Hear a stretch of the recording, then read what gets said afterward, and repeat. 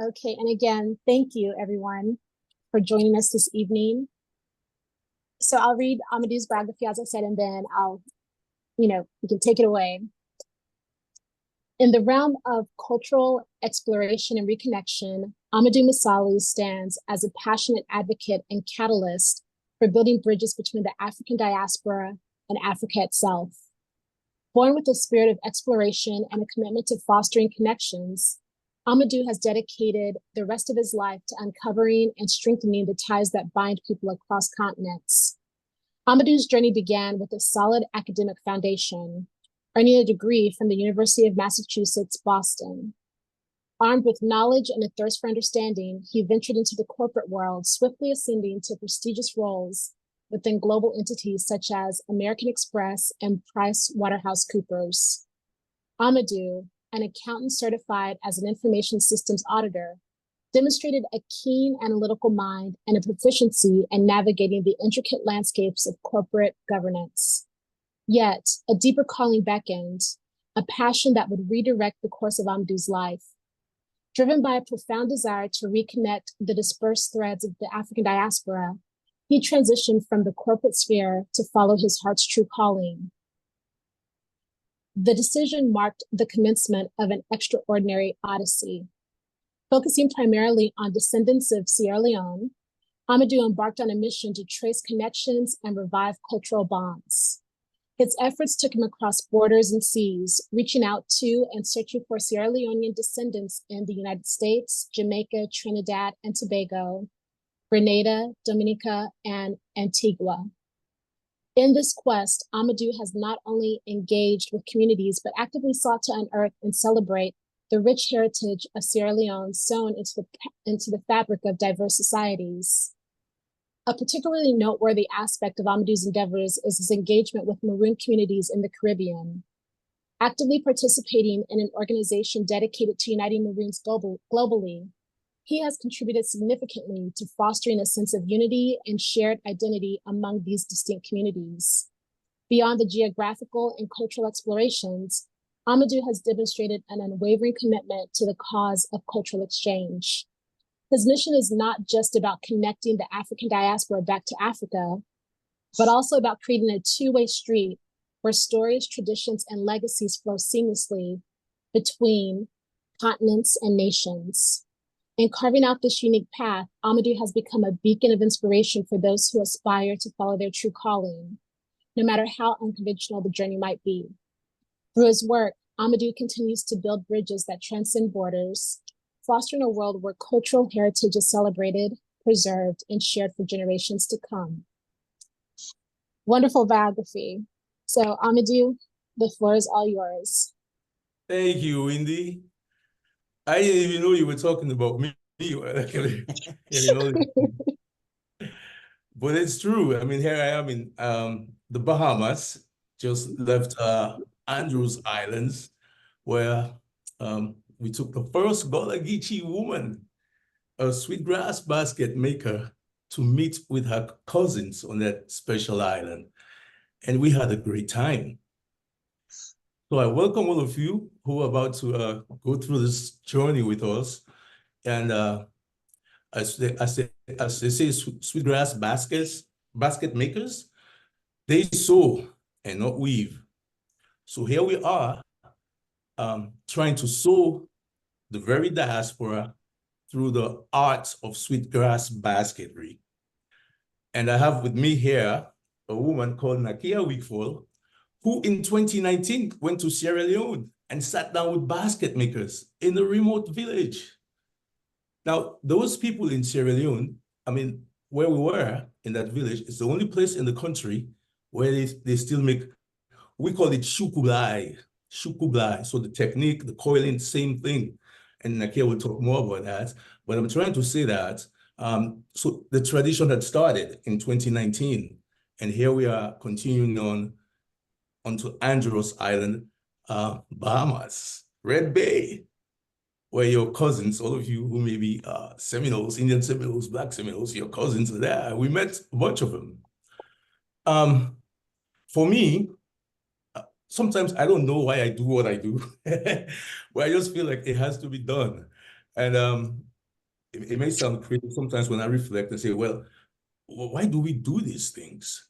Because I don't know any of my friends or any other African for that matter that go around the diaspora and doing these types of things. You mentioned the Maroon community.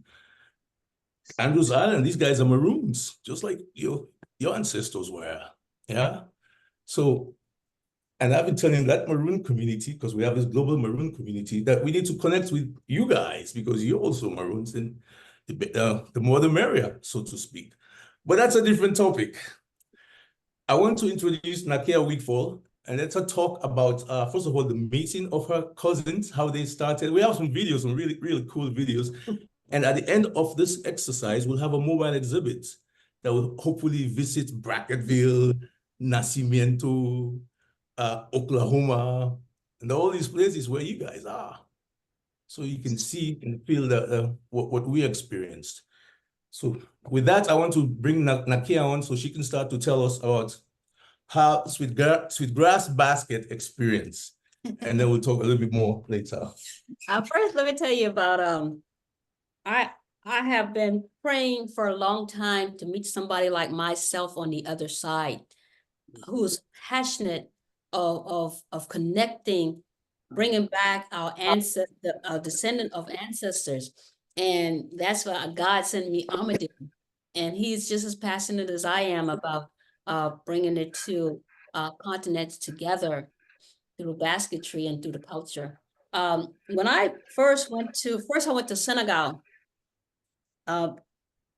When I first went to Senegal, West Africa, I thought I would have been fine. You know, the plane landed, and I mean, all you could do is all the tears just started flowing from my eyes, like like a bunch of like rain drop, like it was a heavy rain. Yeah.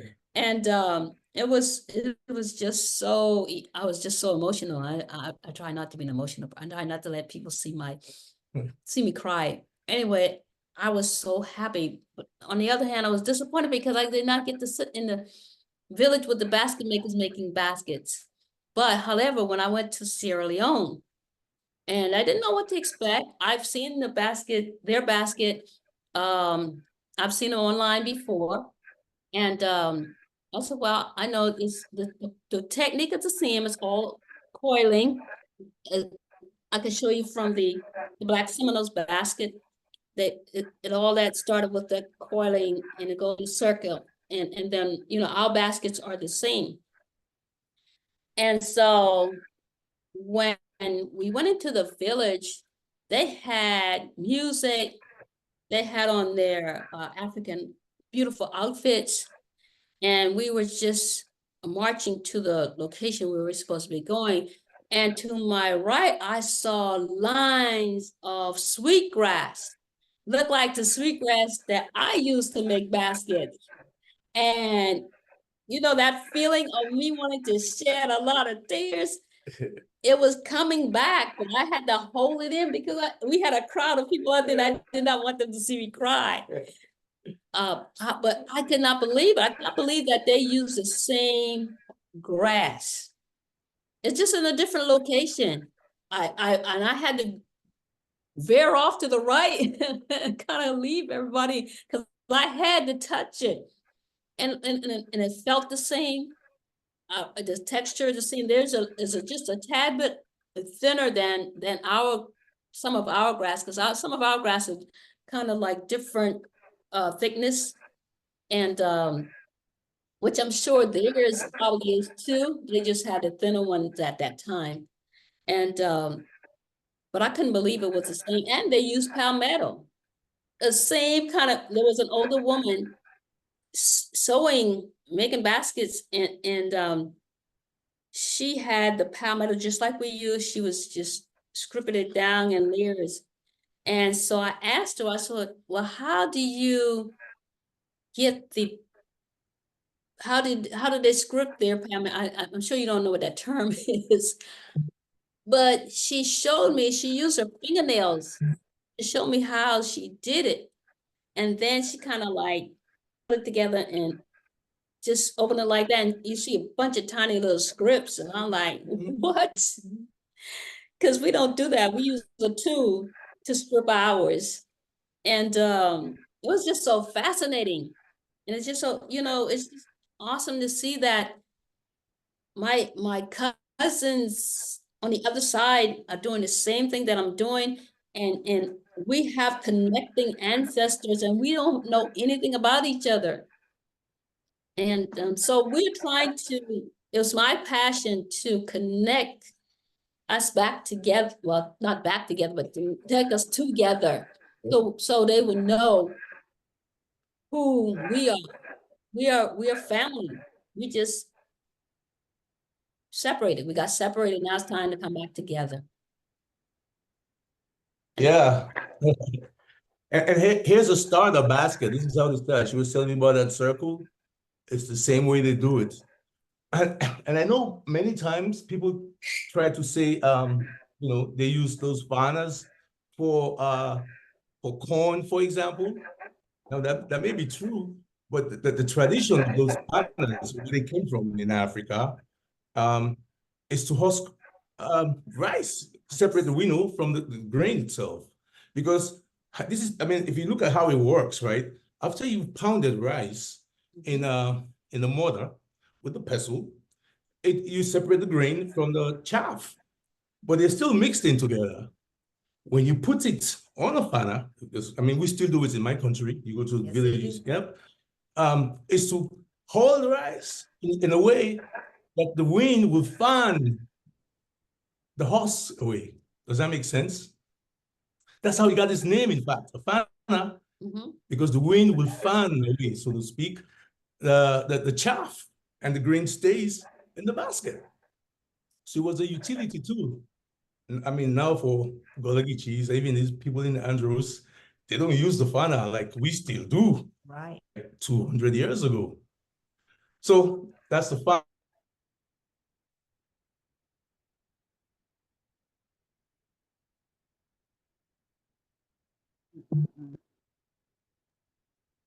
It looks like they've frozen. This happened before we began the video. So we'll just give it a second. Basket with you guys at some, maybe we can do it now, in fact, just so you can see, I mean, I don't want to say it, I don't want just watch the video and you'll probably see what, a cultural exchange is all about. Okay, so you're ready for the video? Very briefly. Okay, let me pull it up. Yes, we can do that. All right, 1 second. Yeah.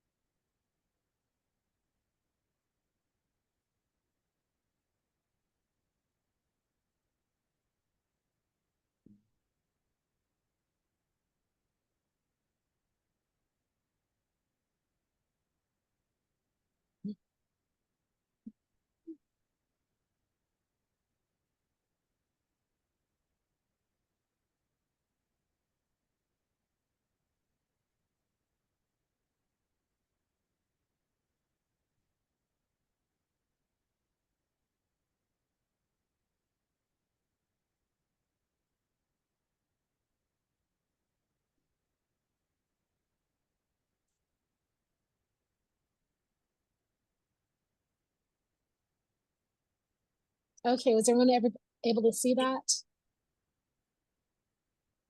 Oh, you're muted.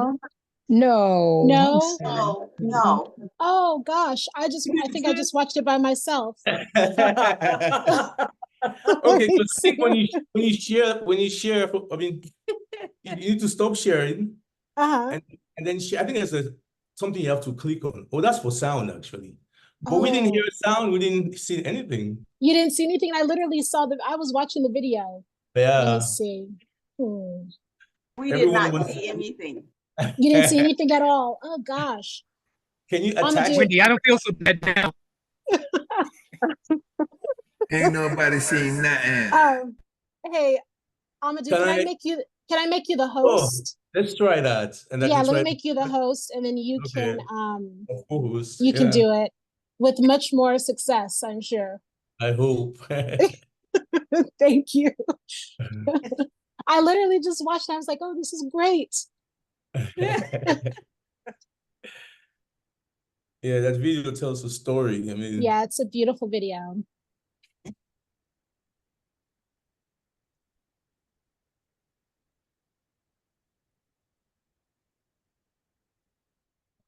sure.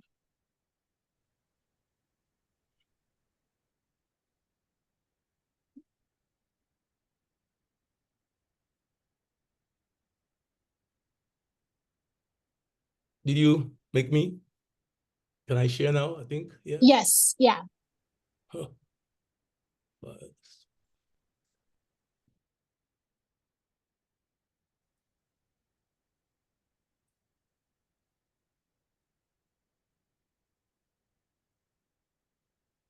I don't see it either.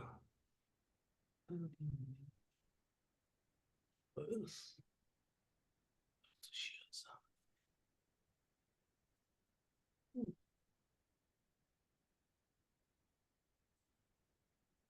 I don't see it yet. I don't see. Let's see. Yes, it's on my drive. But how do I get to my drive?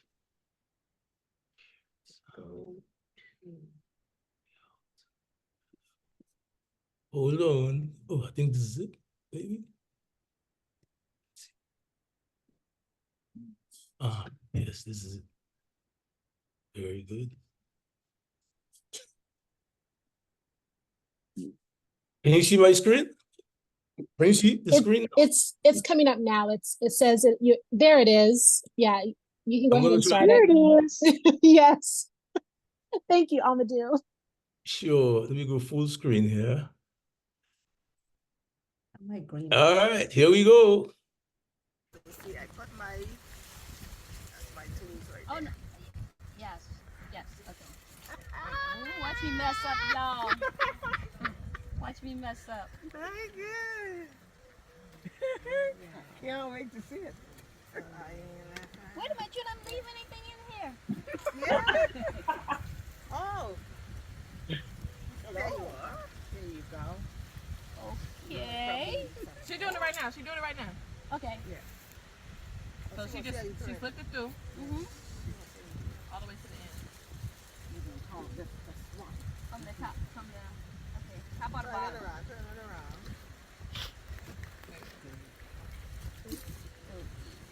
So I'm gonna need Actually, I was gonna do a different swap, but I'll do this. No, you can do another one. Yeah, I'm gonna do it. Oh, I love this print right here. That orange in it. How far are you bringing in? Oh, just a little bit. Yeah, like that. I'm like, I'm loving them. This is in She's red, stuck over baby. there. You don't know what to do? I'm just kidding. I'm just kidding. Oh, I'm sorry. I'm sorry. There you go. You gotta figure it out. Like I'm figuring out. There you go. I don't want to be in that position. Why not? It's okay. It's a cultural exchange. Cultural exchange. Beautiful. Beautiful. Okay. That was good.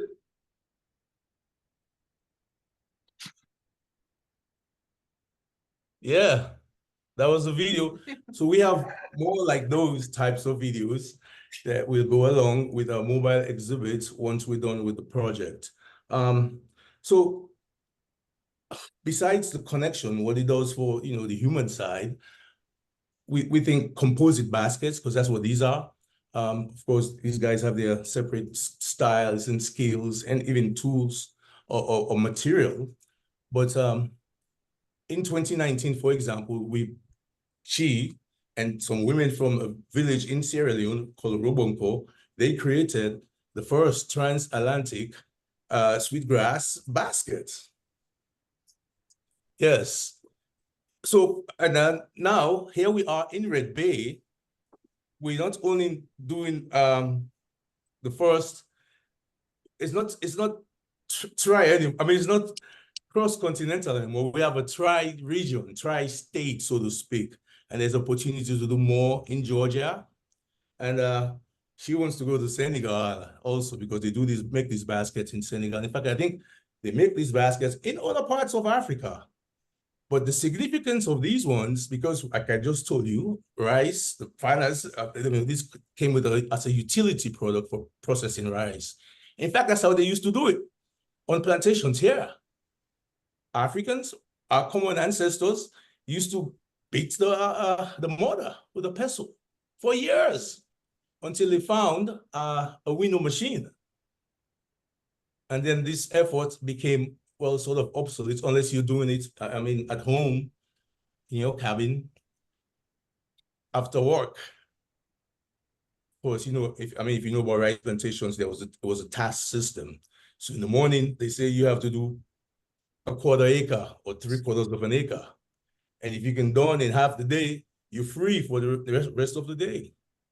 It was still hard work, but that task system helped maintain the culture, which includes sweetgrass basketry. So how much would you pay for a basket like that? A composite basket that has, anyone? Would it be worth anything to you in the first place? Yeah. If so, why? Where's Dr. Tini? And Dr. Tini, I want to hear from him. Hey, I'm here listening, trying to absorb. We're here. Yes. This is wonderful stuff. I had a question. Yes, sir. Wait, well, can you mute yours? We're both on two different things in the same room, so they had an echo. Yeah, that's fine. Yeah, can you hear? No. Yes. Hang on. I got to get my sound back on. You on? Just unclick the. No, I'm not muted, but I am. Okay, hang on one second. Some of us are technically challenged. Okay, you can hear me okay now? Yes, sir. All the way. Okay. Yeah, the question I had, the video that we saw was of women in Sierra Leone, right? No. That was in Red Bay. That was in Red Bay. Okay, that was my question. Yeah. That's what I thought. Because I noticed that one of the ladies was using fabric. And yes, that's what we noticed was a unique innovation in Red Bay where they use fabric and coconut frond or palm frond as a, whereas the people in the Sea Islands are using the split oak and seagrass and pine needles and so forth. Okay, that's what I thought. Okay, but it's so great to see that tradition, just continue. And I know probably everybody looking at this might be familiar with that video called "Family Across the Sea," when Emery Campbell and that group went over. And I remember that look of amazement when the women over there saw the fanners and the baskets from South Carolina, like, well, where you all have been. I mean, it was a beautiful. Yeah. So we do have such a similar film, Dr. Tini. When Nakia was So in 89, they took a basket, a sweetgrass basket, and showed it off to the women in Robonko, the same village we went to. And I remember the particular scene Dr. Tini is talking about. There was this one woman, Kadiatu is her name. She thought, I think it was Joseph Opala saying something to her. She thought he must have been crazy. I mean, that kind of look, like what? But it was in that same village. Now we took a basket maker. Now imagine this. In that country, they are the only ones that sow sweetgrass, chukublai we call it, which is a Portuguese word, by the way, how we call it in Sierra Leone. Of course, the Portuguese preceded the British in terms of the slave trade in our country. So the point I'm trying to make is that when they saw Nakia, imagine someone from your next village doesn't even do this kind of stuff, let alone someone who doesn't even speak, a native tongue, and came in a big bird into their country, and she does this. I mean, how that was astounding also, as in the film. But one of the things I want to also mention, I mean, if you're familiar with Dr. Rosalind Howard's, right, book, may her soul rest in peace. And I think this is the month that she passed, right, Wendy, a year ago? Yes. Can we just have a quick moment of silence for her? A few seconds. Thank you.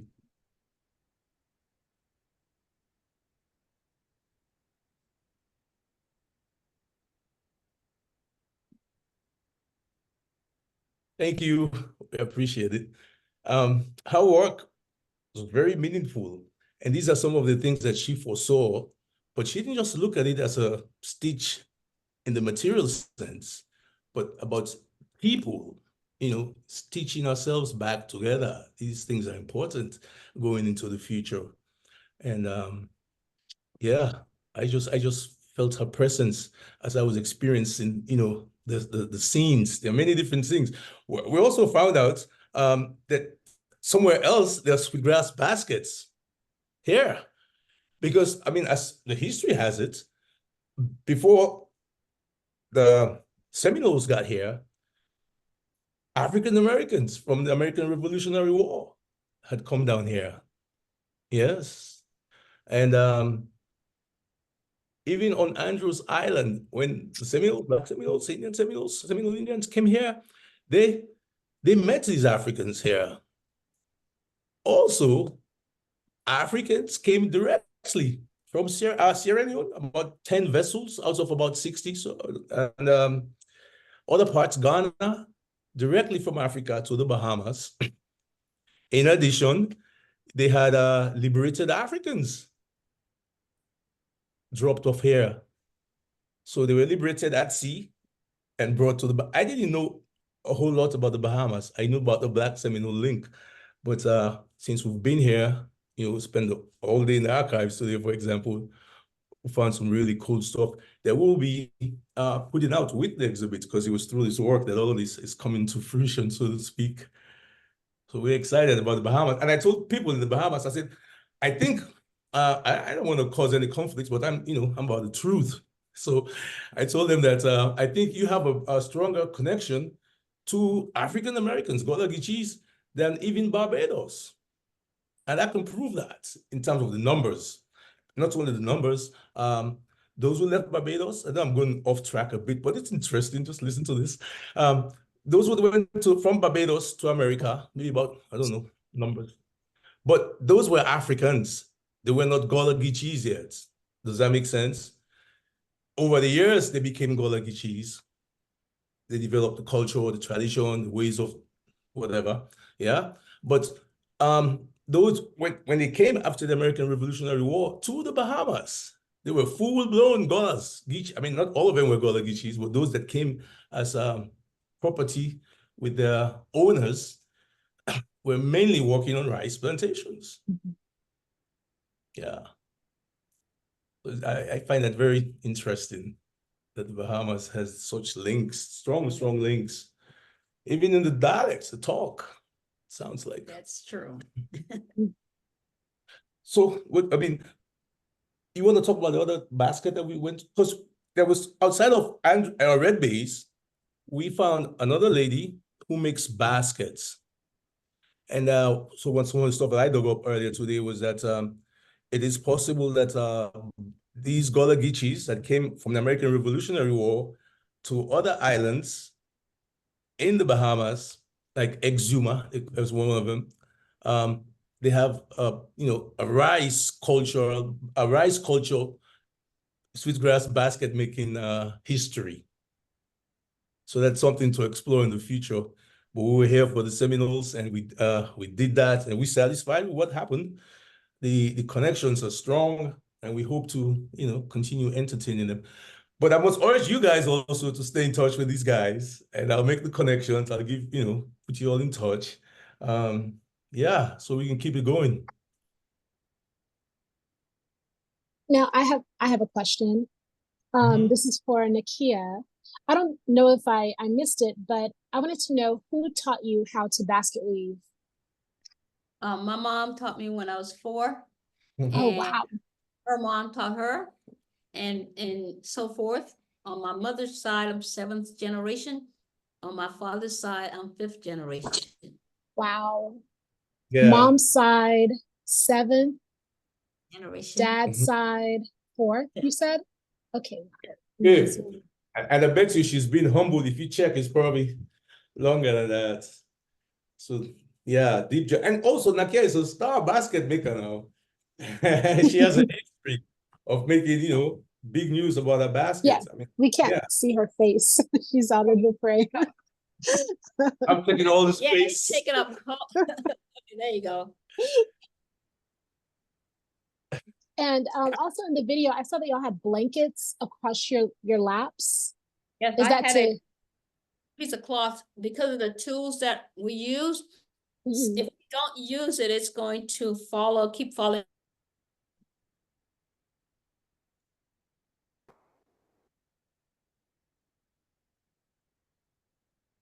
Whether we frozen? use it and they have to put it down.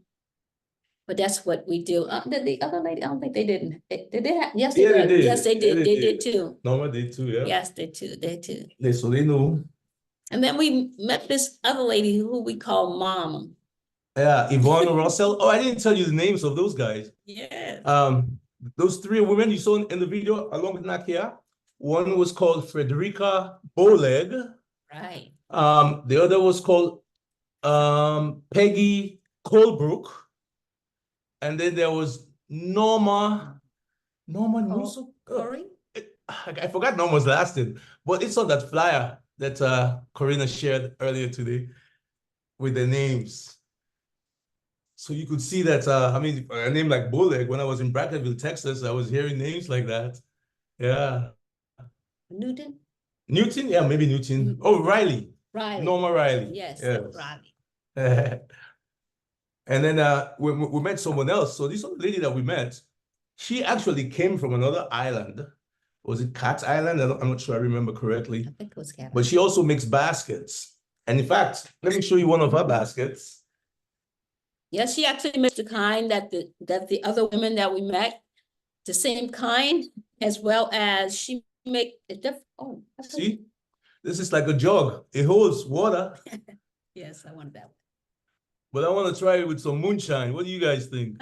It was beautiful. I mean, and another thing I noticed is that the baskets that we make in Sierra Leone are more similar to the one they make in Red Bay in terms of the style. Because, for example, Nakia, Gullah Geechee, her sewing has room in between the raffia, right? But these, they're like together. They link together. I don't know if that makes sense. Yeah, they wrap there with their palmetto, and whereas we also wrap, but see, they wrap where you can't even see the grass. Right.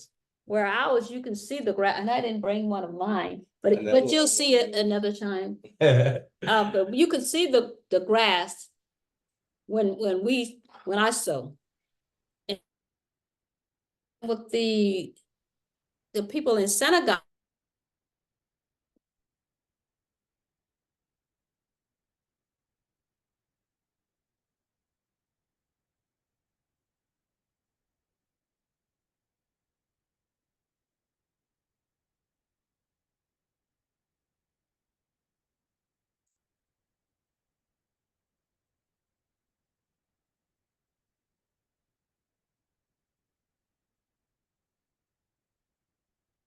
Right, hopefully they'll come back in a second.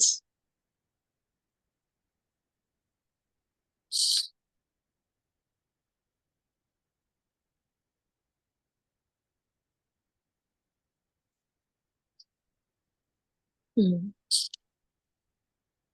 It's so wonderful to have this technology. It is. Yes. Consider, yeah. Yeah. Okay, hey, we just Awesome. missed the last part. Whatever you just said, Nakia, we missed all of that. Did you hear the part that I said, I thought we were closer to Senegal because of the technique was the same as far I think you that's with- right when you went out. Yeah. Okay. Yeah, we were able to see the grass, our grass, as well as in Senegal. But in Sierra Leone, they wrap just like they wrap here. But the grass is still that connection because, like I said, in Sierra Leone, the grass that they use look just like our sweetgrass. Mm-hmm. So that's a strong connection as well. Yes, and what I was saying after her was that all of this will be discussed in our reports that will go along with the exhibit. The types of grass, the tools, even the tools, what people in Red Base use is a needle, Yes. just like they do in Sierra Leone too, a needle Yeah. that has an eye that you can, and her tool is different, Yes, totally different. totally different. So we'll talk about all of these things Very cool. What I would like to see happen is this exhibit travels maybe to you guys could set something up, whereas we can come and share the experience with the people there as well. Yeah, that would be amazing.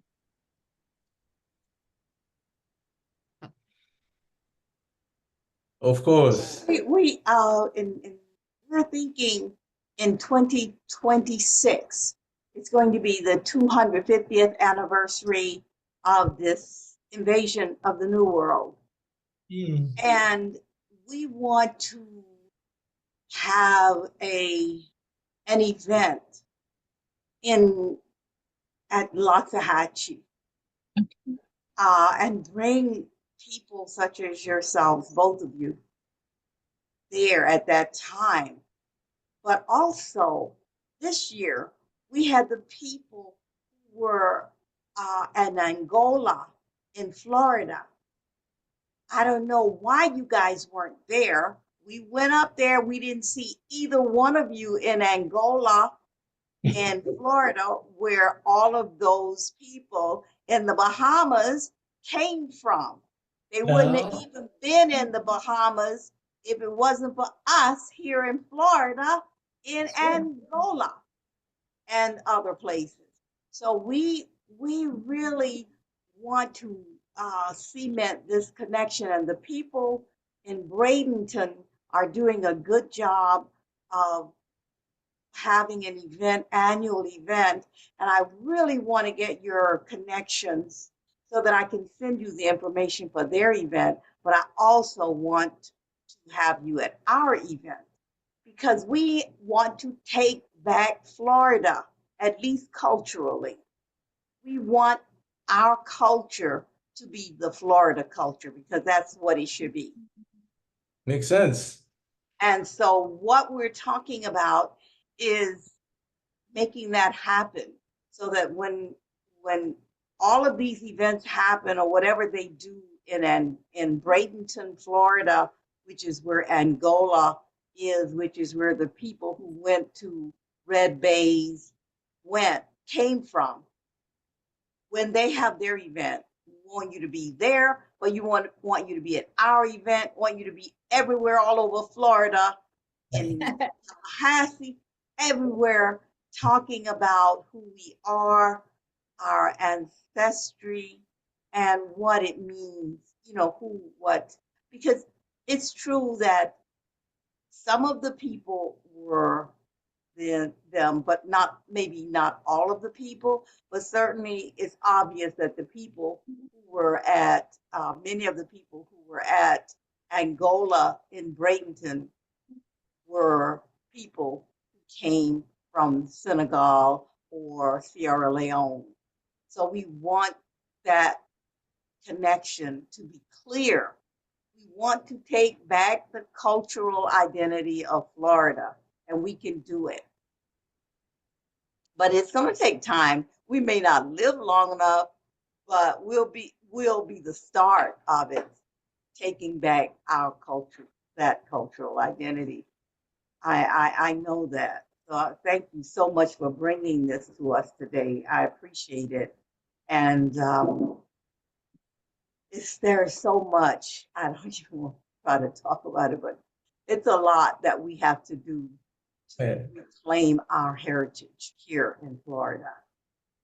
But I need all of you to see us as in the United States. This is where we originated in terms of our unity as a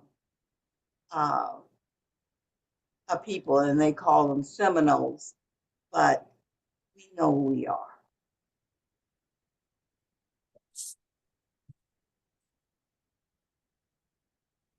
That's my story for today.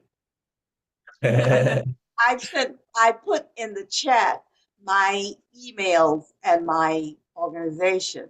So you can do that if you would in the chat. For us, we had this year Valerie Seymour from the Oak Tree Community Outreach Incorporated and Daphne Towns. I think Daphne, one of them lives in Red Banks or in the Bahamas. And they came to our event this year and they were wonderful. And they brought some of the information from their, from the honoring and that they do of the Angola community, which was the community of the Sierra Leone connection that you're talking about now. Those people who left that community went to Red Bays. And that is important for you as you're doing what you're doing to make that connection. And they've had people from Red Bays. What's the man's name we have as Art?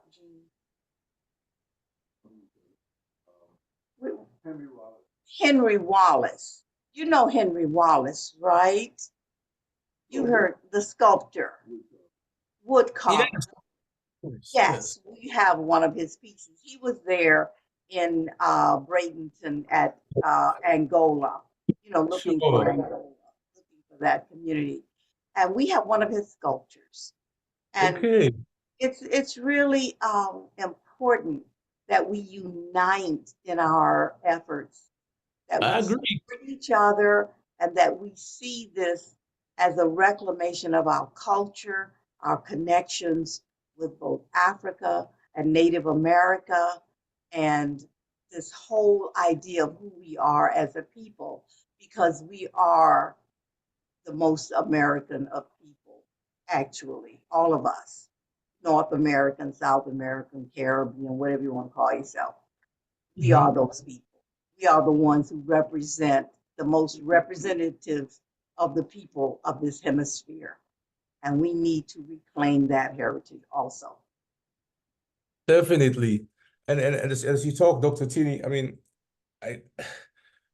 I know from history that into Florida, there were vessels coming from Africa with just Sierra Leoneans on board. This was on Henry Lawrence's farms. I don't know which ones they are off the top of my head, but definitely I know that from Bones Island, Sierra Leone, direct vessels were voyages were made from there to Florida. 7 in total, but I know of 3 that were just Sierra Leoneans on board. So when you talk about Angola and those Africans that may have populated there or been around there, could be directly related to Sierra Leone, like you say. And and that's something we'll look into in the near future. But definitely, I know that there are connections there. There was not too many voyages were made to Florida. I look at the transatlantic slave trade voyages database because I try to triangulate some of these things, make sure I check sort of looking at different things. So if I see a slave ship, for example, or number of, I can look at one particular state or colony. I can look at Florida, and it'll tell me all the ships that from Africa that made it to Florida, what ports they probably got out of. And, so I use that. I can see a name of a ship, like the Clotilda. I can look it up. I can say, oh yeah, here it is, the Slave Trade Voyages database. It was in 1859, the last ship that came into the United States, Alabama. So definitely we will heed to your call here in terms of us making more efforts to work together in collective work. Yes, ma'am. It looks like Tessie has a question. Hi, Tessie, all the way from Sierra Leone. Go ahead, Tessie. Yeah? She has to unmute. There you go.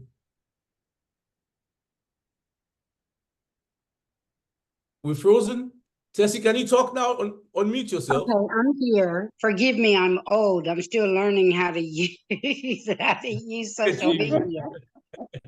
But I have a question for you, Doctor.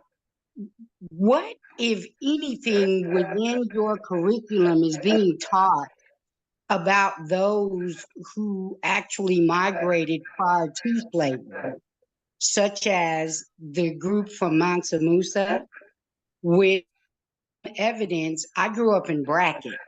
So I remember as a child going into Del Rio, going into Piedras Negras, Nacimiento, going down to the lake and seeing this pyramid thing where the effigy there was full of African features. So I'm asking, in order to educate a little further, what, if any, is being taught or even known about the possibility of many Africans in this, be it Florida, be it Texas, that possibly came here prior to slavery and settled?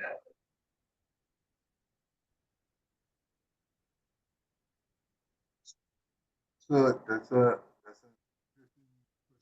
this is Gene Tinney. It looks like I'm not as attractive as Wallace, but I guess it's not. It doesn't matter because the camera's not on.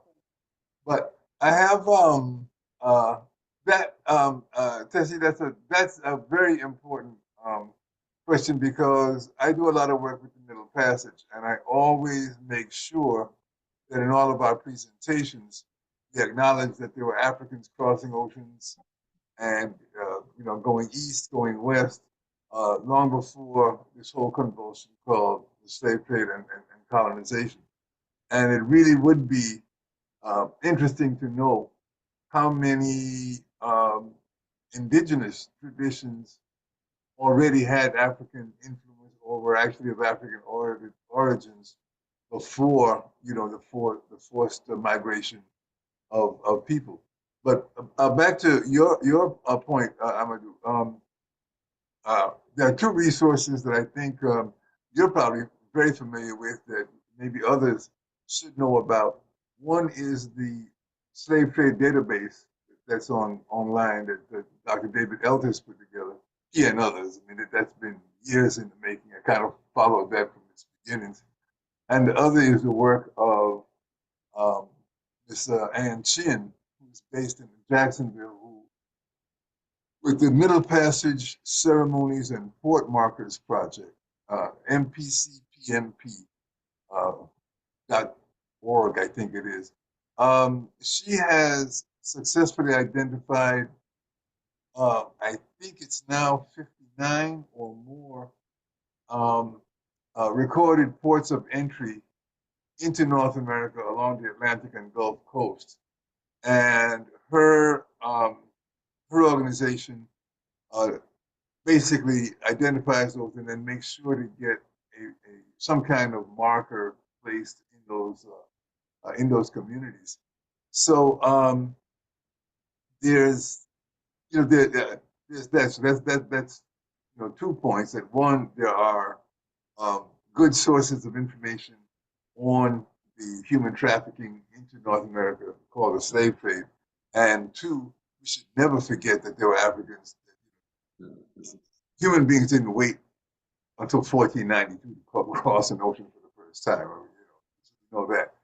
The other thing I wanted, though, to bring to our attention that really relates to this, and this is such a fascinating topic, is that the National Black History theme for this year, which is annually selected by the Venerable Association for the Study of African American Life and History, founded by Dr. Carter G. Woodson in 1915. The National Black History theme for 2024 is African Americans and the Arts. So this is a time where everybody, historians and others who are interested in bringing forward our history and heritage, it's a good time to focus on that creative side. And certainly, what you're talking about, the basket making, I mean, here is an art form that originated in Africa and came here. And Amadu, you really touched on a very key point. The Sea Islands, what is now, North Carolina, South Carolina, Georgia, and a little bit of Florida, the Gullah Geechee Cultural Corridor.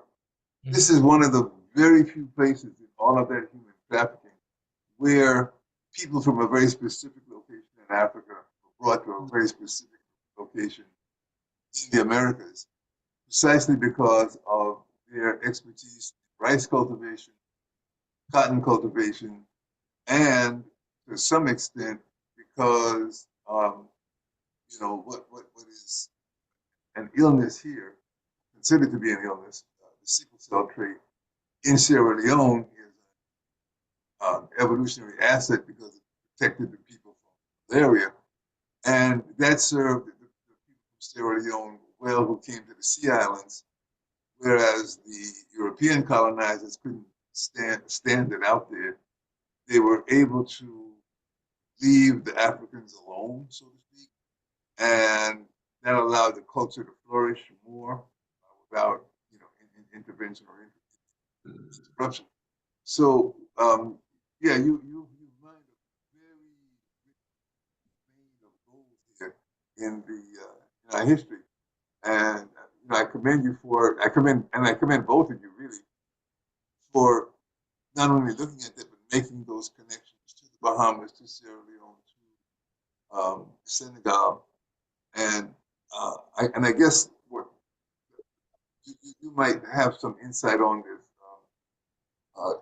I'm sure being in the Bahamas, you know our friend Dr. Ken out in Stubbs, who was the curator or director of the Pompeii Museum in Nassau, Providence, for decades. She came and made a presentation here in Miami back in the 90s. And what was really interesting was that she was showing some of the different traditions that came from different islands. Naturally, she spoke about Andros and Red Bays, but then she also talked about, I can't remember which island it was, whether it was Zuma or another, where, just in the chaos of colonization, the French traditions took hold. So, and that kind of manifested in crocheting and those kinds of crafts, but also in the basket making. So when you look at the basket work from that particular island, you'll see that it has a unique style that's different from, what we associate with Gullah Geechee and Seminole tradition. And I don't know if you had a chance to come across that, or if you have any insights to share about that. Yes, I didn't quite hear all of what you were saying. So let me respond to what I think I heard. I was going to stop you a while back, Doc, because you were coming in and out. Well, first of all, let me talk about the isolation, because you mentioned that. A lot of times people would say it was geographical isolation that made it possible for the Gullah culture to thrive. but there really is more than that. And in my research, I have been able to find out that it was really the uninvited guests that those vessels brought with them, and these were mosquitoes. Those mosquitoes, when those ship holes were open and those Africans were taken off board, out came malaria and yellow fever toting mosquitoes from Africa. And also when you're growing rice in still water, that's a haven for mosquito breeding. So if you were growing rice, you were breeding mosquitoes. And plantation owners and white people in general will risk dying if they stayed in those plantations, especially from April through November, which was the planting season. So what they would do is they will move 30 miles up inland away from the coast. And it will be safer there because then the further north you went from the coast, you are getting into a colder territory. Those same mosquitoes went to Virginia also, just like they went to South Carolina and Georgia. However, in Virginia, it will only take one winter and they will all die. Does that make sense? That is why you don't have a type of Gullah culture. In Virginia, there were more Africans, enslaved Africans. If you look at the 1850 or 1860 censuses, there were more Africans in Virginia than there were in South Carolina or Georgia. But because they did not have that endemic disease problem, they were in the midst of white people all day, every day. For those along the coast, they will risk dying, and they gave them more space, more time for themselves. Then they used to use talented Africans. They call them drivers. In fact, even when the plantation owners were there, it was the driver, the African driver, that led the plantation. All that stuff. The other guys just think and do paperwork. It was those African drivers that were driving those plantations that made North South Carolina, for example, the richest colony in the colonies, North Carolina, and that's where you had the wealthiest of aristocrats, rice plantation aristocrats, off our backs. Anyway. Right. I think, yeah, I'm glad you brought that up because I guess it didn't come through as clearly as I was saying it. But the fact that folks from Sierra Leone, a good proportion of them, had a built-in inherited immunity to those mosquito-borne diseases by having the sickle cell trait. And so that made it possible for them to inhabit the uninhabitable, while the colonizers did exactly what you said, moved inland and allowed Africans to have more independence in terms of how production got done. And of course, that's what makes the Gullah Geechee cultural corridor such a cultural treasure. And as we know, nowadays, I mean, families who have been there for 6 generations and more are just being displaced. I mean, as development moves on into those sea islands where, marinas and golf courses and condominiums are, simply displacing the people. You see the islands, one by one, Grays and Kiowa and Wadmalaw and the Fusky, just, falling. And so it's very important that we preserve that culture and knowledge of that culture, which is what you guys are doing. And that's again, it's very commendable. Yeah. Thank you, Doctor.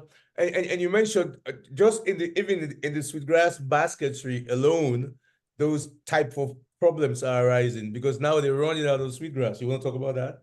Yeah. Yes, unfortunately, overdevelopment is one of the main problems where the sweetgrass are being diminished, destroyed, replaced by concrete and board, if you want to say. unfortunately, well, fortunately, kinda, they've been transplanting sweetgrass, but they're ornamental sweetgrass. They're weakened by the fertilization, so it's not like we can use those sweetgrass, although they're planting it all over. But yes, not only sweetgrass are getting scarce, so is palmetto, as well as pine needles, because they're using the pine needles in the landscape in the rich neighborhoods, as well as they're taking the palmetto trees out of its natural habitat and planting them along the highways, or even also in the new developments. So yes, there's a challenge, even with the Black Seminoles. They're having a problem. Their materials are also getting scarce, as they just told us. And so it's kind of like I don't know about the folks in Sierra Leone, but I know here, as well as in the States where we are, it's a challenge right now. Yes, yeah, one more challenge to add it to the many. But we like to think of challenges as opportunities. There you go. Exactly. Right. We got to be creative. Yes. There was a question that came in from Dr. Cromarty. I hope I'm saying your name correctly. Did y'all see it in the chat? What about saving our Gullah Geechee cemeteries on the mainland in the small towns? Yeah, that too. But before we get to that, I think I'm missing a question from Tessie. I know Tessie. Did I miss one? Let me see. No, I think she verbalized it. It wasn't written, right, Tessie? I missed it. Yes, I did verbalize it. Can you quickly ask it again, please? I'm so sorry. You can be brief. Okay. My question for you was, in your curriculum, as you're traveling and you're educating and bringing together, is there any part where it is stressed or even educated, the fact that there were many that came to slavery and their indelible mark on the slaves, if you will, prior to slavery being instituted here in the U.S., and I named Mansa Musa in particular. Okay. Stating that I grew up in Brackettville. I remember traveling to Del Rio, going to Acuña, Nacimiento, which is where my father grew up, and Piedras Negras, and we would go to a lake, and there was a pyramid out there, and the effigy on the pyramid had only African features. I married a Gambian. He took me home, and I was able to learn about Mansa Musa with the understanding that there were many, primarily Mandingos, that were prior to slavery, but it's never talked about. But they would have met us when we came here as slaves. So I guess I'm asking if anything within your teaching goes along that vein. If so, I would love to study it. Sure. I mean, if I understand your question correctly, there was some background noise. I get what I got from your question is African complicity in the slave trade, and they were deeply involved through the kings. Yes, if that's your question. Yeah. No, that wasn't my question. It wasn't about the complicity. It was about the Can you hear me? I can hear you, but there's some background noise. Can Dr. Tini? Well, let me just say, I understand her question. And one of the things that we have to do, this has more to do with North American history, but it also has to do with African history.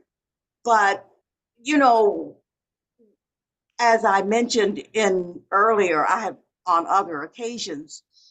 The Chichimecas in Mexico were there before, and we all know that, what's his name, who wrote the book about the Africans that came before America? Ivan Van Sertima. Sertima.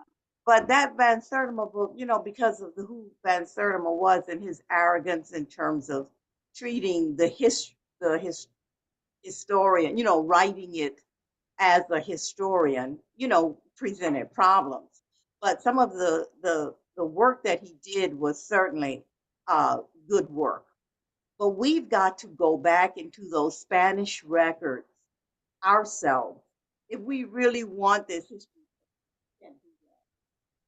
We've got to go back into our records to get our own things. But in the Spanish records, as I mentioned on one of the panels I've been on, the Chichimecas were also kind of connected to the Yamasee and Native Americans, indigenous people here. The fact that there were black-skinned Native Americans here at the time that when Columbus arrived is a fact. There isn't even any question about that. Columbus talked about it. Everybody talked about it. It wasn't even a big deal.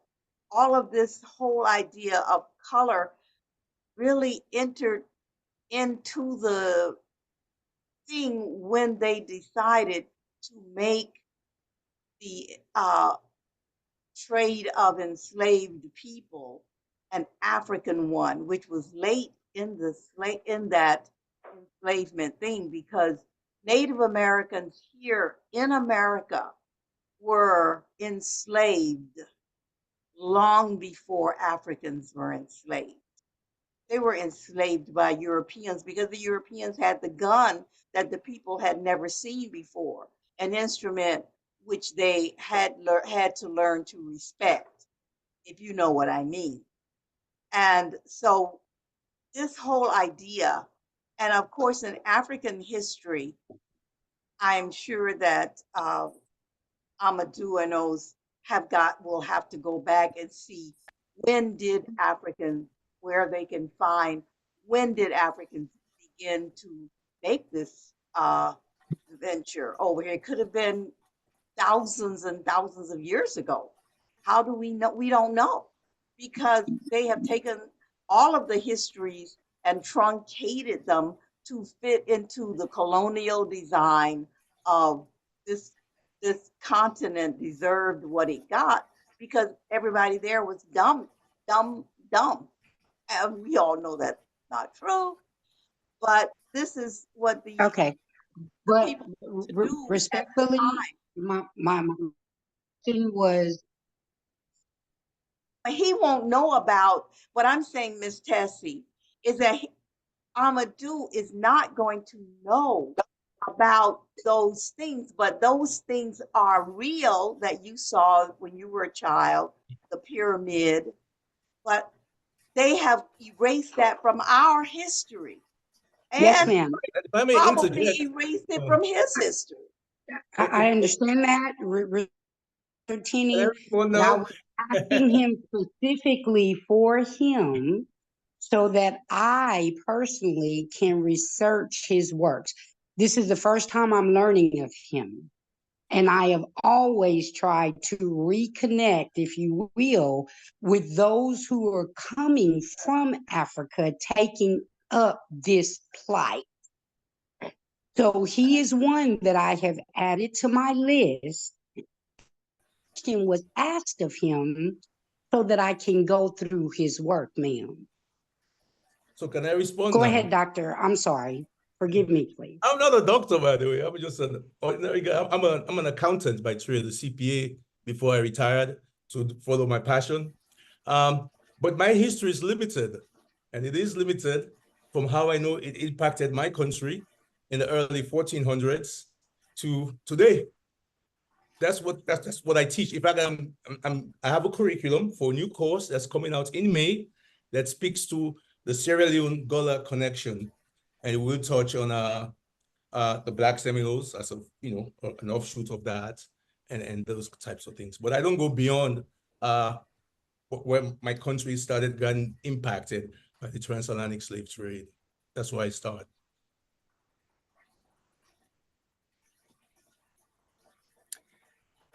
Didn't hear most of what you by saying I said. haven't had a chance to thoroughly. Say that again. I said, I'm sorry, I didn't hear most of what you said because That's it right. seems your audio is fading in and out. Well, it's not on purpose. I will try to say Yes, it sir. slowly. My history that I get involved in, that I teach, that I pass on, starts from when it's impacted my country, Sierra Leone. And what I know is that started in the 1400s AD. Okay. And I use Dr. Walter Rodney's scholarship to guide me, at least from the beginning. Okay. Yes. There's also Okay. a curriculum online called the Grassroots. We did a whole exhibit, traveling exhibit back in 2009. I think we started working on it in 2007 to 2009. And there's a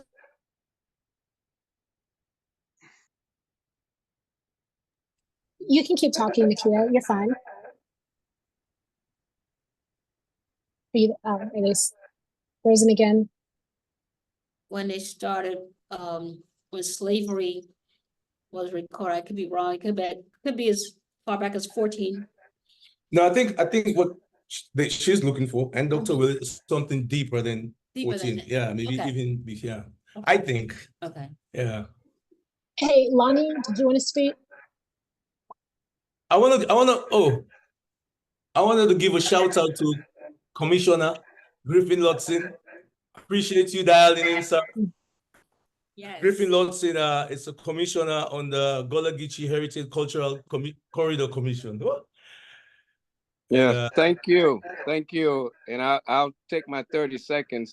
Amadu was a legend in my mind long before I knew him. And I think the first time I ever saw him, or maybe the second, was in Sierra Leone. And I always will remember that. So thank you for the great work that you're doing. And I had to sign up tonight. So great information. I want to listen to everything. Thank you. Thank you. So were you saying something, Wendy? I was asking Lonnie if you wanted to speak. I think you. Yeah, and it's a tangent, but going back to what Tessie was saying, I think it's related. I haven't had a chance to fully explore this myself, but in the university, I remember a few years ago, I was at an event with some of our Garifuna relatives out of the Caribbean, and they spoke of some of their ancestors being survivors of the Mansa Musa expedition. So in terms of doing a research, I think those of us that are involved in research, this might be a resource that we need to explore further. Because again, if we want to talk about pre-invasion exploration of Africans in this hemisphere, that's certainly one place that we know of. And it'll be good to get more further information. Now, let me just also say, in my research over the years, and I'm going back decades now, I don't remember the specifics, sort of. Come across a document, University of London, that documented, I believe it was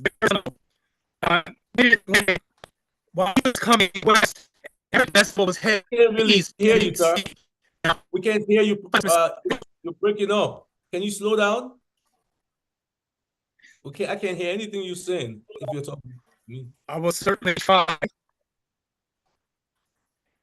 Action that some of our Garifuna relatives speak about being descendants of the Mansa Musa expedition. So I think those that are involved in research, that's certainly a resource that we can explore in terms of making contact with the. Yeah. I also mentioned that although I don't have my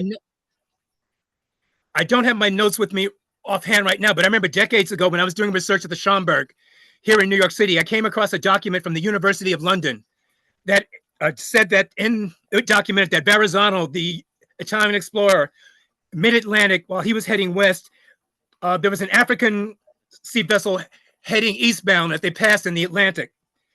So again, I wish I can be more specific than that, but it has been documented that certainly pre-invasion that we did have Africans here.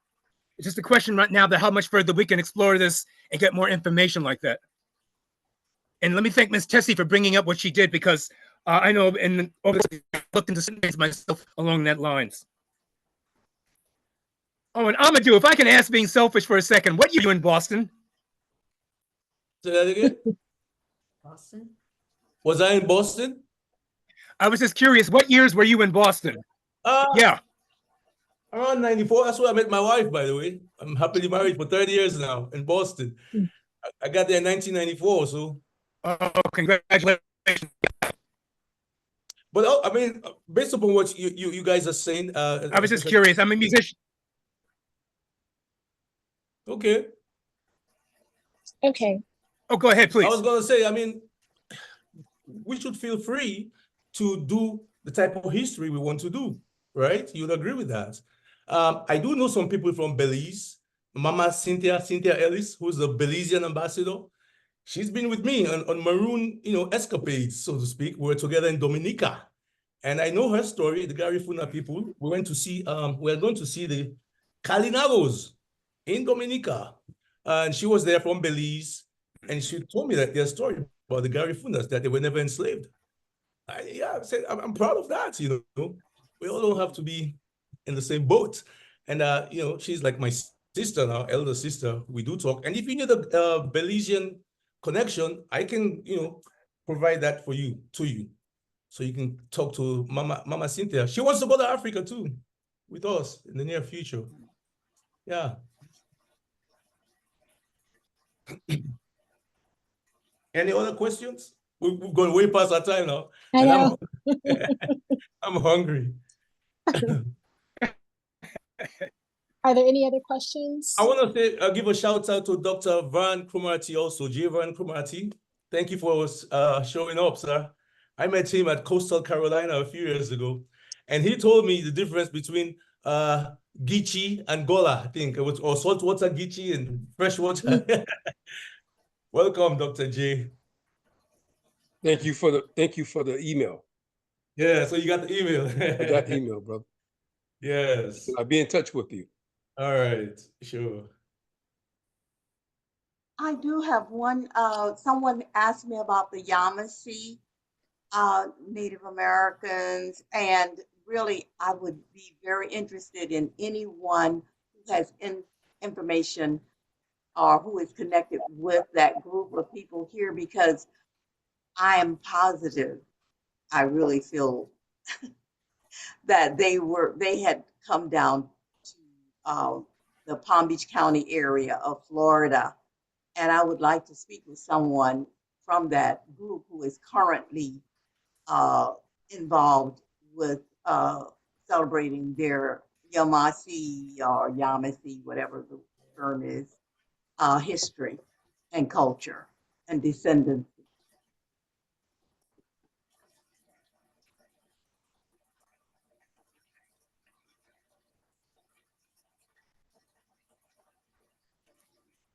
And it looks like, Dr. Wells, it seems like we're hearing more and more about the Yamasee lately. Is that sort of what your feeling is? Like there's more talk about that group? Not really sure. Someone asked me about the Yamasee on the chat line. Yeah, I saw that. I mentioned them when I was talking about the Chichimecas from Mexico, because I read in one of my resources about there having been a connection between them and the Chichimecas. I don't really know this. I haven't really done that kind of research, but it needs to be done by someone. But I just happened to read that in a respected historical book, and so that is the only reason I mention it. But we're doing some work in Palm Beach County, and I would really like to speak with someone from that is practicing that heritage. And I have my email in the chat. If there is anyone who knows anyone who is practicing that culture or is involved in that, I would be happy to be in connection with that person. Okay. Dr. Tinney, at the risk of preaching to the converted, I do know that in the oral history of many Southeastern peoples, they talk about coming out of migrations out of what we would now call Central and South America. So certainly I can see the connection between the Chichimeca and what we now call the Yamasee. Again, I haven't looked at this in great detail, but there are these oral histories that would make those sort of connections. Thank you, Lonnie. Thank you. We can talk. Yes, ma'am. We should. Someone has their hand up. Yes, Dr. Cromartie. It's pronounced Cromartie.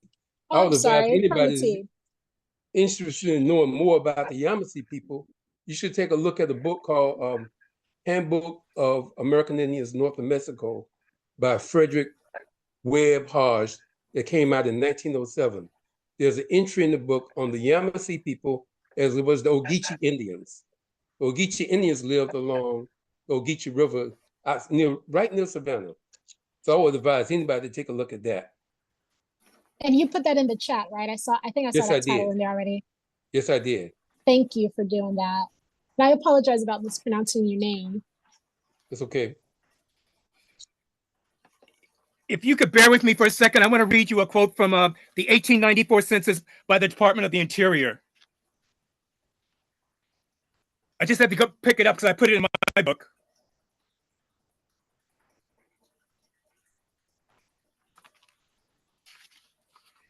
And this census was done in quote unquote Indian territory in 1894. And when they looked among subdivisions of the creek, and there were some Yamasees among the creek out there, and I quote you from their report, believed to be descendant of shipwrecked African slaves, sailors, and Indian women, unquote. And again, that's from the Department of Interior 1894 census of the 5 civilized tribes. Oh, by the way, I hate that term 5 civilized tribes, but that's the old man griping over here.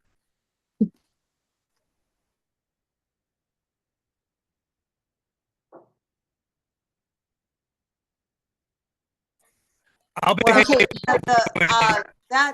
nice that they put that in there in 400 years, but the reference that I'm using actually talks about the 1500s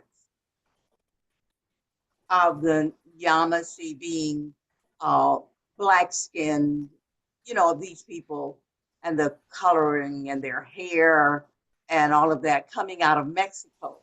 So we have to read the Mexican documents in order to get a clearer idea of what really went on here. We've got to read some of those Central American documents, South American. We've got to be able to read in those languages to try to get a real picture, because these people in this country are dedicated to justifying the horror that they committed here.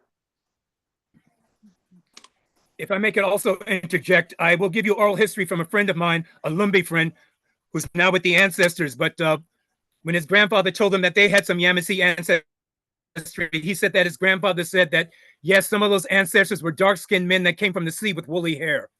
And that's in their oral history. Yes, yes.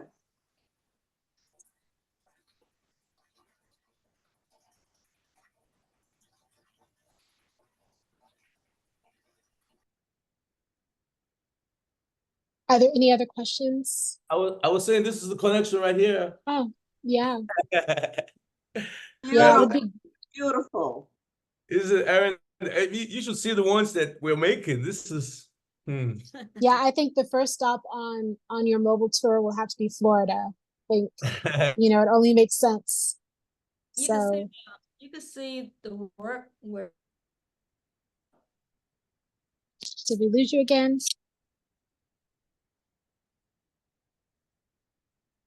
Well, we lost y'all for another minute or so. So didn't hear what you said.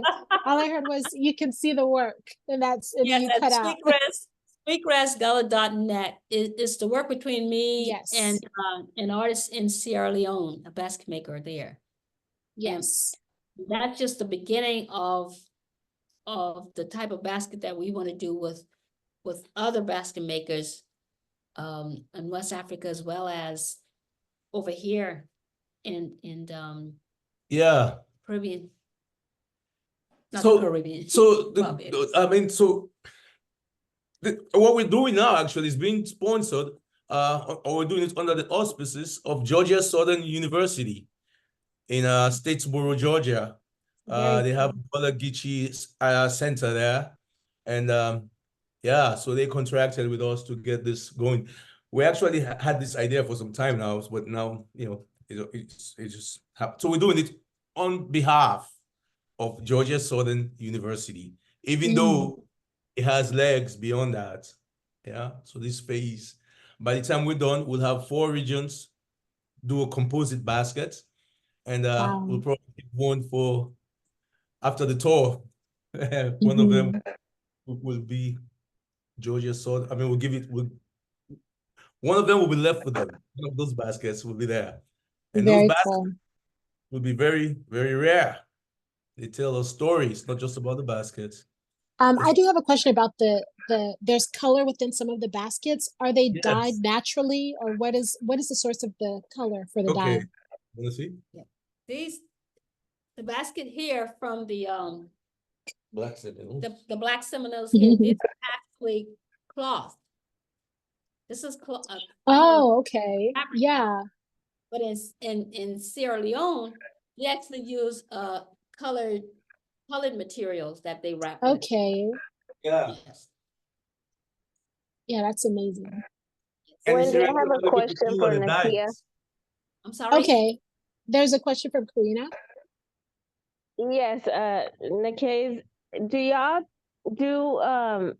give classes on basket weaving? Good question. Nakia, maybe I can spend about a month over there and then go to Nacimiento and try to teach it in Mexico. This is the wrong person to talk to. Let me tell you why. Nakia is the wrong person to talk to, and let me tell you why. Oh, go ahead, God, tell me why. All right. First of all, she measures people by their generations in basketry. And she doesn't want people to, like you, Corina, unless you have some generations of I don't like the way he's putting that. No, all right, you go ahead and say. I'll explain it. Explain it, yeah. See, turn this to you. Hey. When slavery started, this way of living, some people call it art, some people call it craft. It's a way of living. Goes all the way back to our ancestors in West Africa. And when our people were captured and brought into slavery, they brought this way of living with them to winter the rice. And it's been handed down in my family from generation to generation. So it's almost like take Colonel Sanders' chicken. They have a recipe that they don't share with nobody else, because if they do that, then what's the point of having Colonel Sanders, So it's not just learning how to do a basket. You're talking about a way of life, and that's been handed down from generation to generation that I've handed down to my children, and my granddaughter, which is 3 now, is learning. So it's not the fact that we want this to become just a product in an industry, because it's not that. It's a way of life. It's part of our legacy. Yes, and I mean, I understand that. It's just,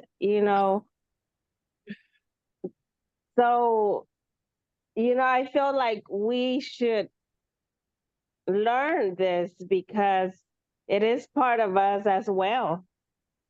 Not to make it a way of living, just to be able to show it and teach the people in Mexico that are not able to come to the United States. But I was just asking. Yeah. Okay. It's a good question. Yeah, it is a good I question. get on her to teach more people how to do this thing. So, because this is the only lasting material culture, well, one of, there are not many left. I mean, there are not many left. This is one of the lasting material culture item, if you will, cultural item that we have today, representing, what we do in Africa. We still do these things in Africa.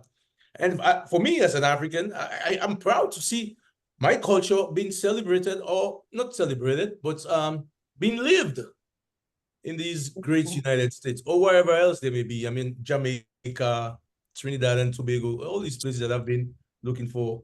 They don't have any. They don't have basket makers in Mexico at all. Not this kind. No, not.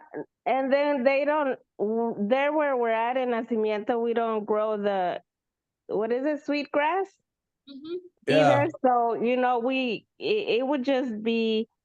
I have a little culture center there just to show them and kind of teach them, about our culture, or our African culture.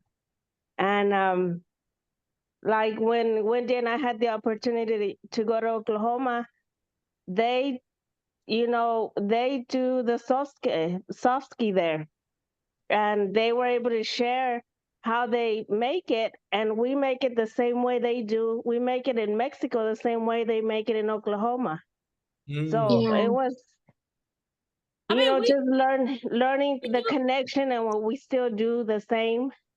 We do share. I mean, I personally don't do workshops. I do presentations, demonstrations, but I don't do a workshop. I mean, but there are folks that does workshops. Okay, they're in South Carolina? Yes. Okay. In fact, I mean, I'll tell you this: if you go on YouTube, you will find some people. Well, we would like to learn from you. But yeah, we definitely we lost the basket weaving as we migrated out of necessity. So Oklahoma didn't have sweetgrass, Mexico didn't, and Texas certainly didn't, because you're getting into more desert locations that don't have the same vegetation. So that was something that we did lose, out of as we migrated. And I guess because you're not a basket maker, you don't understand where we're coming from. I mean, I'm not the only one that feels this way. The majority of the basket makers do feel this way. And as a representative of a lot of the basket makers, I have to pretty much honor with the majority. I have to go with the majority. And the majority really don't want us to do workshop or to teach. But like I said, I do. Yeah, but I think that's really interesting. I think that was, interesting to find out. And I completely understand, because you don't want your unique way of basket weaving to sort of become a commodity or a mass produced thing. This is artisanal, So yeah, I completely understand that. Maybe we just have to take her to Mexico and she can demonstrate and talk about it. That's it. I will come. Amadu have to come too. Really? Yeah, I don't make baskets. Amadu's overdue to come. You have to record and stuff. Yeah. Amadu, I have a question for you. Yes, sir. And this might be outside the scope of your presentation, but my question is this: is that according to many historical sources, there was a group of Black people that came in 1526 that either came into South Carolina or they came into or Georgia or North Carolina. Yes. There's consensus now among historians that they really came into Sapelo Sound around Darien. Okay. Now, if that is the case, according to the story, they brought 100 Africans with them who fled from the white colonizers and joined the local Indians. Now, according to some sources, the Yamasee was in that area. According to other sources, the Yamasee was in South Carolina. But we do know that by the time the colonizers came back in, the Yamasee had become very, very dark, and they were very different from the other American Indians in the among the Muskogee people. They were very, very different. And then if that is the case, and then the question, another question would be, what is the connection? Because the Ogeechee Indians, as well as the Yamasee, were part of the Muskogee language group. They were all part of the Muskogee language group and the Muskogee people. So looking at that connection, have you seen anybody talking about that connection between the Ogeechee Indians and the Yamasee Indians? Because there was a thing called the Yamasee War that really took place in South Carolina, around South Carolina and the Georgia border, called the Yamasee War around 1711. Yeah. Well, to be honest with you, I don't understand the Yamasee connections to what I do. But you mentioned 1526. In 1526, a bunch of Africans, it said, to have been landed around, they don't know if it's South Carolina or Georgia. People are saying different things. But what I do know is that they all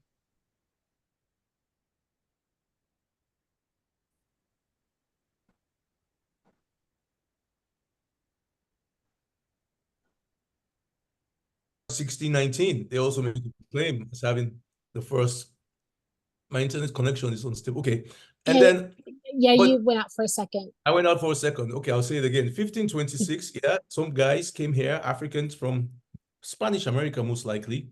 And then in 1619, we have these guys in Virginia as the first Africans that were enslaved. And I've heard stories, some of them say they were not slaves, somebody, whatever. But my challenge to both of these truths is that which of these was actually making a direct voyage from Africa? When I look at the 1526, it was some Spaniards that, have these guys coming in. And then when I look at the Virginia case, again, it was something similar where they were not necessarily traveling directly from Africa. In fact, the first ship that I know that came from Africa was from Congo. Luanda, Congo, somewhere. Anyway, I also amicably challenged that both 1526 and 1619, in terms of where did they come from? Not to say they're not important, but one that actually came, the first one actually came from Africa to the Americas. To me, that has more oomph, I guess, because I must be biased, which I readily admit, because like I said, my work flows through the African theme. Yeah. Well, it came with the Spanish, who mistreated them. You're right. And that's why they burned down the settlement, and then they fled to the local Indians, and they never left. So really, other than the American Indians, according to many sources, they were the first settlers of this country, other than the American Indians. That group in 1526. And that very well could be, one theory is that is the Yamasee. Those people ended up in the Yamasee group, and that's why they became Black. If you look at Hodge and all of them, they always talk about this strong Negro element in the Yamasee. Yeah, and that's fascinating. But I'm limited in that area because my history is a little different from that. Okay. Yeah, fascinating stuff. So well, what do you I can share a little bit about. Oh, go ahead. Sorry. Yeah, I want to share, and I also want to copy, not a copy, but that information on the book of 1901 with the Ogeechee and the Geechees. And I think that's a missing piece of my. Yeah, that's a missing piece of my. Yes, sis. If you can put that in the chat, the author of that book, I would appreciate it because I need. Well, when I look, I didn't see it, so I'll look again. Yeah, I will look again. Okay. Griffin.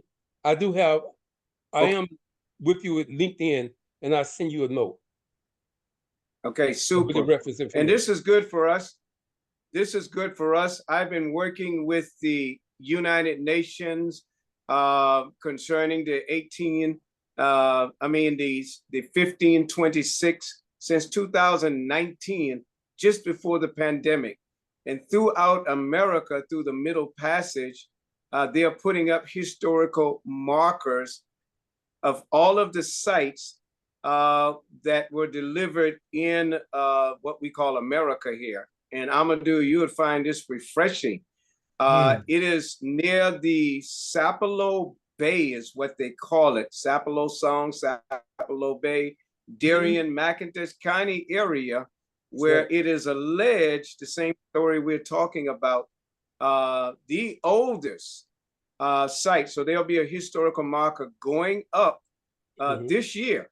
We already have the contributor that's funded it, and I've been working for 4 or 5 years. So we finally got approval from the city, from the county, and with the United Nations that talks about this rich history. So hopefully I can share that also, because they've done more research than probably all of us put together on that infamous flight where they escaped into the Indian territories. I think a lot of what we're saying is highly probable.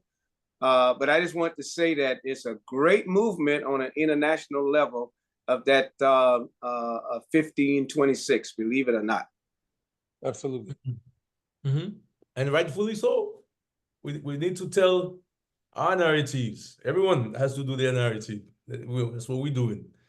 Yeah, we almost in the 1526 project, like they had the 1619 project. Yeah. We need a similar effort. Yeah.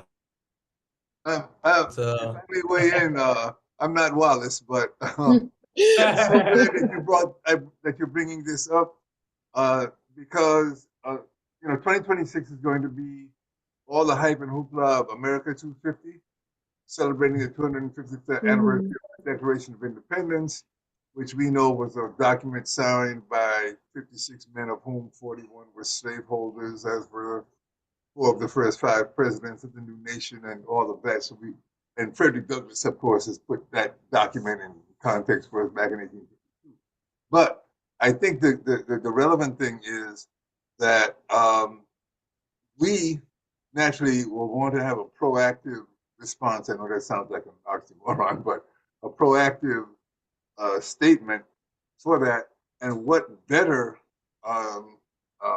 impetus, catalyst, and stimulus for that statement than the fact that 2026 will be the 500th anniversary of that Ayon expedition, where the first attempt by Europeans to establish slavery in North America on the mainland took place. And as one of the participants mentioned earlier, it was short-lived. The Africans revolted and escaped.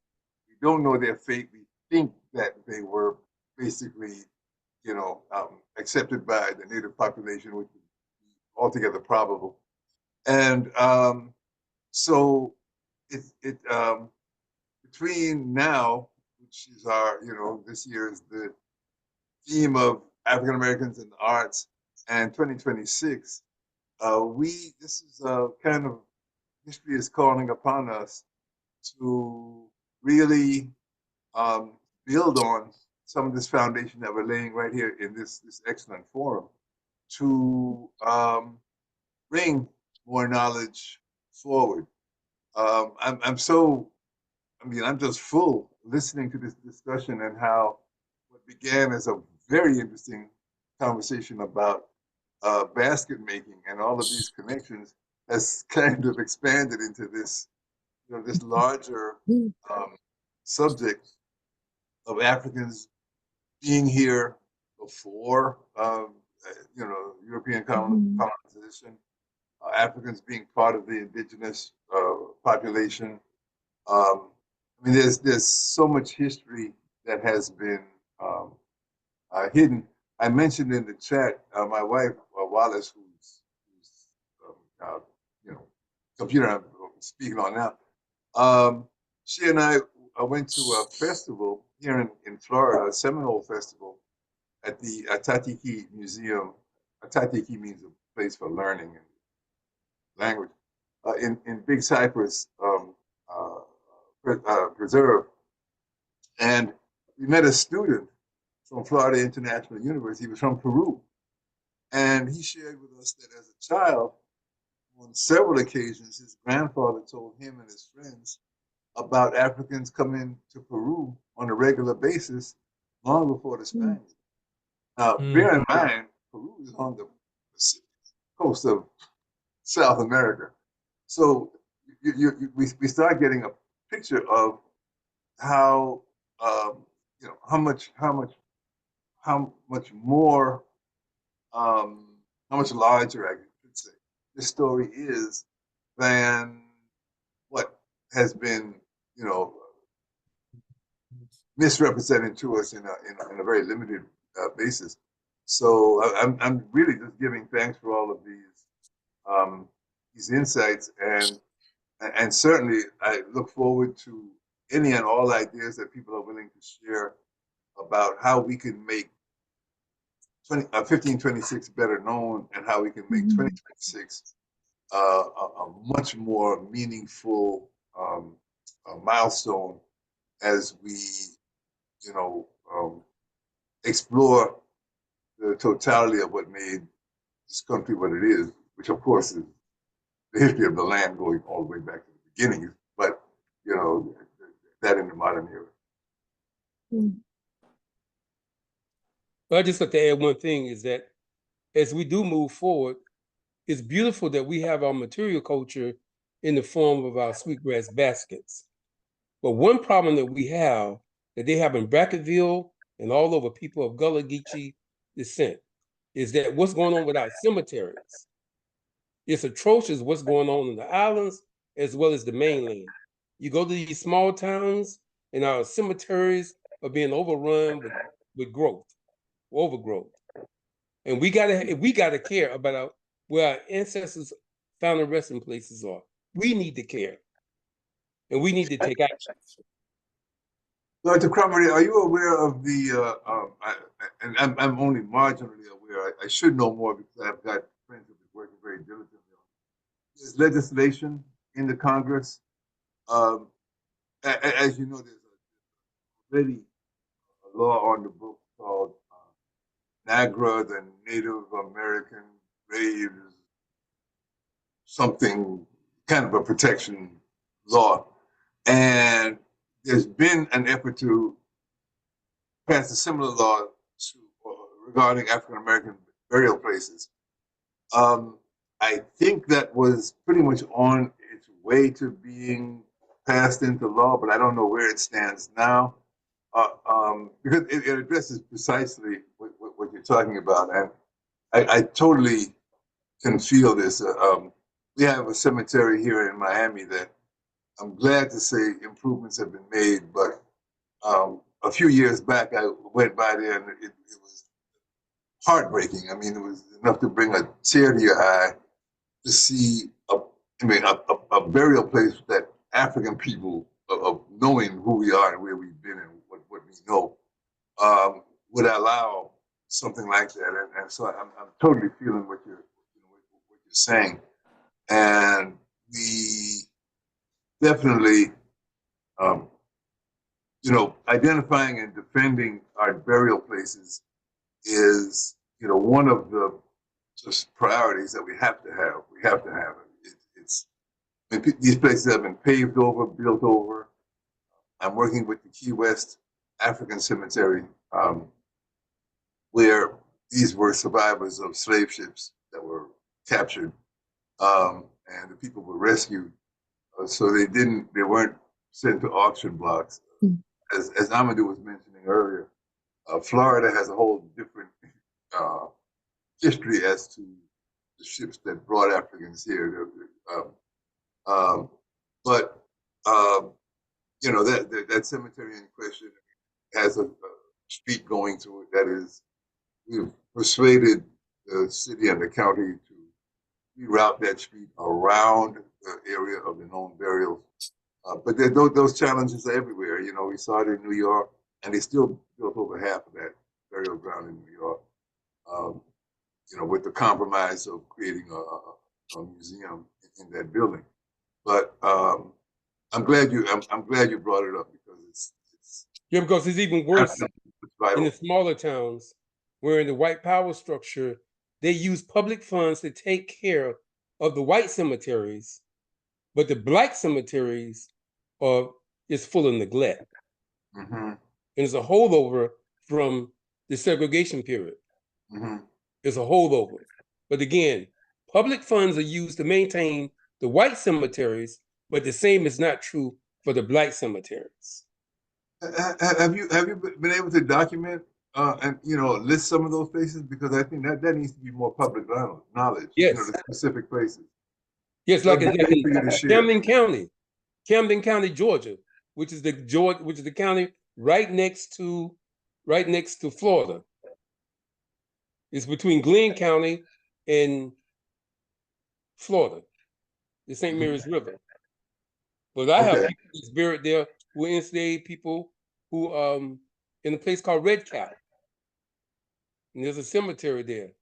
And we know, because we know when they did the history books, the county history books in the 70s, they identified all of the sites where the black cemeteries are. But when you go to look at the site, it's horrible. And then when you go look at the white sites, they're pristine. Yeah.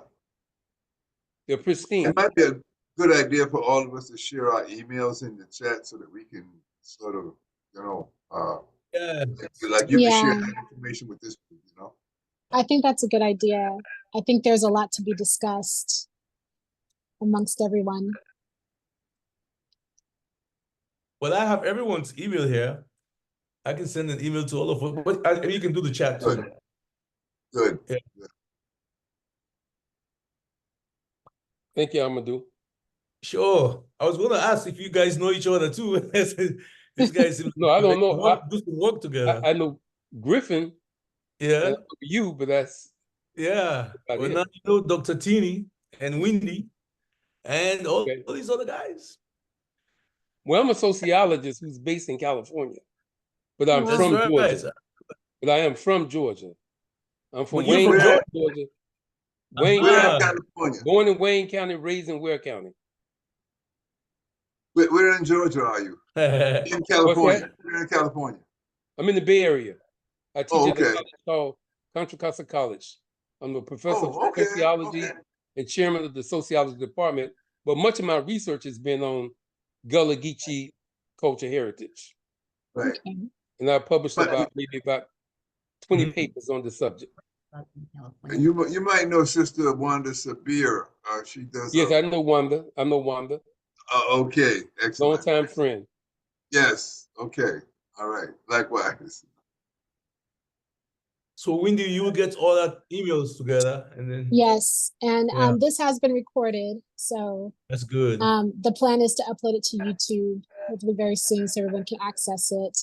So what I have definitely realized in these Zooms is that there needs to be an ongoing conversation about so many aspects of our I don't even think just a Black Seminole Maroon, Freedmen, diaspora, because there are so many subjects within it. I mean, there's our cemeteries, there's our, events for the future that we need to plan. So hopefully we can just keep this dialogue going. I think everybody that's here tonight has shown that they have a deep concern about the health of our heritage and how we move forward. So maybe the thing might be to have side Zooms where we discuss more in depth those concerns. So, if anybody wants to discuss that more, reach out to me or Amadu and we can set that up, because there's so much. And I think there are so many passionate people just on the Zoom that we can start to make change that is effective and that's real. So, I just want to thank everybody for being on the Zoom tonight, especially when we thank Amadu and Ms. Nakia for your beautiful presentation. I am very jealous that you're in the Bahamas right now, but I won't hold that against you. Beautiful deal. But more importantly, just thank you so much. Thank you. Thank you all. Appreciate you guys. Y'all take care. Let's keep it going. Keep it going. Yes. Bye. Yes. All right. Y'all have a good night. Bye. Good night. Good night.